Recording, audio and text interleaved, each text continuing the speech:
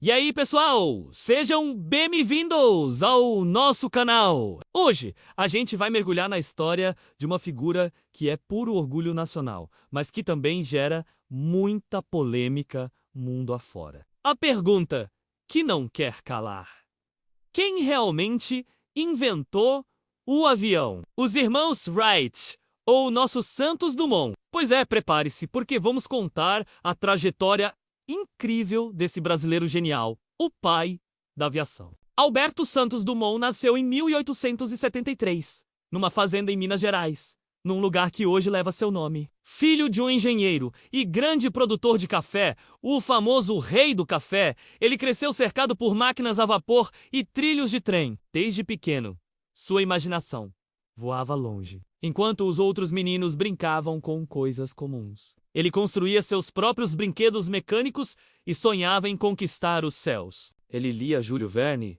e ficava fascinado com a ideia de voar. A semente da aviação já estava plantada. Aos 18 anos, após a morte do pai, ele recebeu uma grande herança e a liberdade para seguir seu sonho. O pai dele disse algo como: "Vá para Paris, o lugar mais perigoso do mundo para um jovem. Quero que você se torne um homem." E foi o que ele fez. Em Paris, o centro cultural e científico do mundo na época, Santos Dumont mergulhou de cabeça nos estudos. Ele estudou física, química, mecânica, eletricidade, tudo que pudesse ajudá-lo a entender como fazer uma máquina voar. Sua primeira grande paixão foram os balões. Mas ele não queria ser só um passageiro do vento.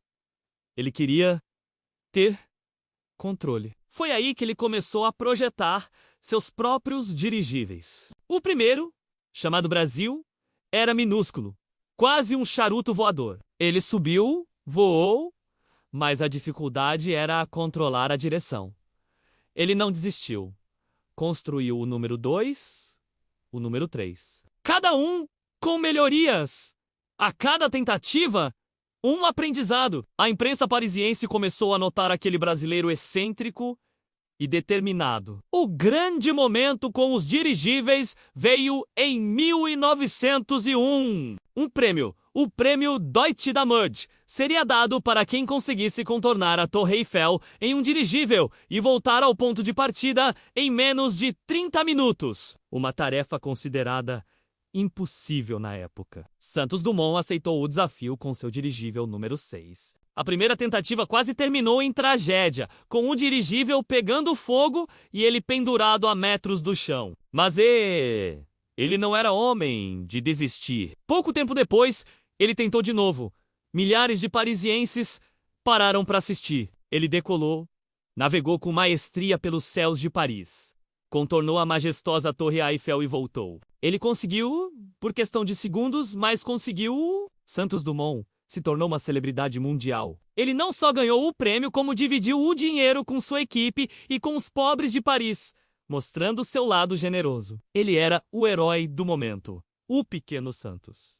Mas o coração dele queria mais. Dirigíveis eram mais leves que o ar. O verdadeiro desafio era criar uma máquina mais pesada que o ar, que pudesse decolar por conta própria e voar. E aqui entramos na grande polêmica. Enquanto os irmãos Wright faziam seus testes em segredo nos Estados Unidos, usando catapultas para lançar seus planadores, Santos Dumont trabalhava à vista de todos em Paris. Para ele, o conhecimento deveria ser compartilhado. Em 23 de outubro de 1906, a história foi feita diante de uma multidão e da comissão oficial do Aeroclube da França. Santos Dumont se posicionou em seu avião, o 14 bis. O design era estranho. Parecia um grande pato com as asas na frente. Mas a genialidade estava ali. Com seu próprio motor, ele correu pela pista, decolou e voou por 60 metros, a uma altura de cerca de 3 metros. Foi o primeiro voo homologado da história. Um voo público, documentado e testemunhado. O mundo celebrou. O homem finalmente havia conquistado o ar. A diferença fundamental para os voos dos Wright é essa. O 14 bis decolou com propulsão própria, sem rampas ou catapultas, e pousou em segurança sobre rodas, tudo isso diante de testemunhas oficiais. Por isso, para grande parte do mundo e principalmente para nós brasileiros, Santos Dumont é, sem dúvida, o pai da aviação.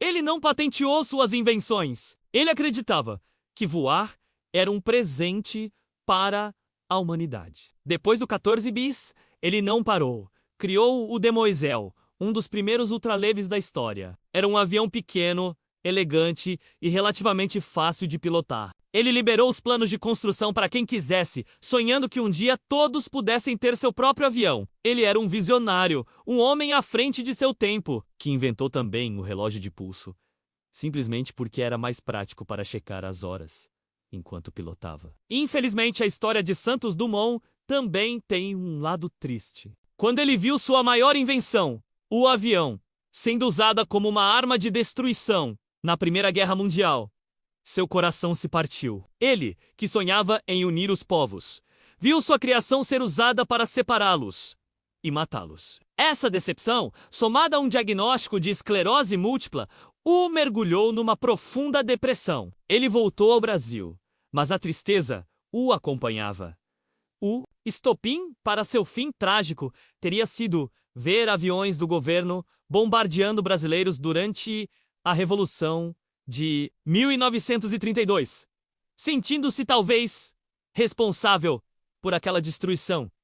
Santos Dumont tirou a própria vida em um hotel no Guarujá. Um final melancólico para um homem que deu asas ao mundo, mas o legado dele é eterno. Santos Dumont foi muito mais que um inventor. Ele foi um sonhador, um humanista, um homem que acreditava no progresso e na partilha do conhecimento. Sua elegância, sua genialidade e sua coragem inspiram gerações até hoje. Cada vez que olhamos para o céu e vemos um avião, devemos lembrar daquele brasileiro baixinho e audacioso que ousou sonhar e transformou o impossível em realidade. Então, da próxima vez que alguém perguntar quem inventou o avião, você já tem a história completa para contar. A história de Alberto Santos Dumont, o nosso pai da aviação. Espero que tenham gostado de conhecer mais sobre esse herói nacional. Se você curtiu o vídeo, não esquece de deixar o seu like, se inscrever no canal e ativar o sininho para não perder os próximos. Comenta aqui embaixo